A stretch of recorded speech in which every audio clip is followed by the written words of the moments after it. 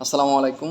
ধারণা করা হচ্ছে আগামী ৭২ ঘন্টার মধ্যে বাংলাদেশ একটি বিধ্বস্ত বন্যার ইতিহাসে সাক্ষী হতে চলছে। ইতিমধ্যেই গোমতী নদীর বাঁধ ভেঙে গিয়েছে। লোকালয় হুড়হুড় করে পানি ঢুকছেন। বিভিন্ন এলাকায় পানিতে প্লাবিত হয়ে গিয়েছেন। আর ফেনীর কথা যদি বলি, ফেনী, ছাগলনাইয়া, ফুলগাজী আরও বিভিন্ন অঞ্চল পানিতে তলিয়ে গিয়েছে। শুধু পানি, টিনের ঘর, চাল যদি বলেন, চালের উপরে পানি উঠে গিয়েছে। মানুষের আর্তনাদ, চিৎকার আর আহাজারি শোনা যাচ্ছে। ইতিমধ্যে সেনাবাহিনীও সেসব জায়গায় যেতে পারছে না, পানি অতিরিক্ত স্রোত। আরও একটি বিষয় যদি আপনারা শোনেন তাহলে আপনারা অবাক হয়ে যাবেন।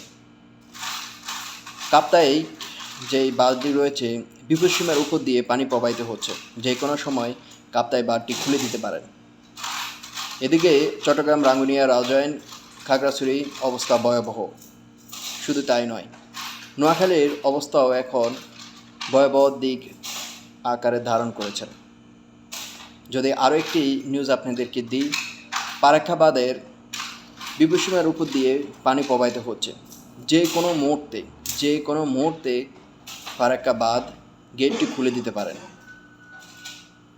সব মিলিয়ে এখন পরিস্থিতি খুবই ভয়াবহ। কুমিল্লা, লাকসাম, নোয়াখালী, ফেনী, লক্ষ্মীপুর, রাঙ্গুনিয়া, সুনামগঞ্জ, হবিগঞ্জ বিভিন্ন এলাকা অঞ্চল পানিতে এমন পরিমাণ বৃদ্ধি পাচ্ছে প্রতি মিনিটে। অনেক সূত্রে আমরা দেখতে পাচ্ছি প্রতি মিনিটে মিনিটে 1 হাত করে পানি বৃদ্ধি পাচ্ছে। ধারণা করা হচ্ছে ৭২ ঘন্টার মধ্যে বাংলাদেশ ইতিহাসের সর্বোচ্চ বিধ্বস্ত এক বন্যার সাক্ষী হতে চলছেন।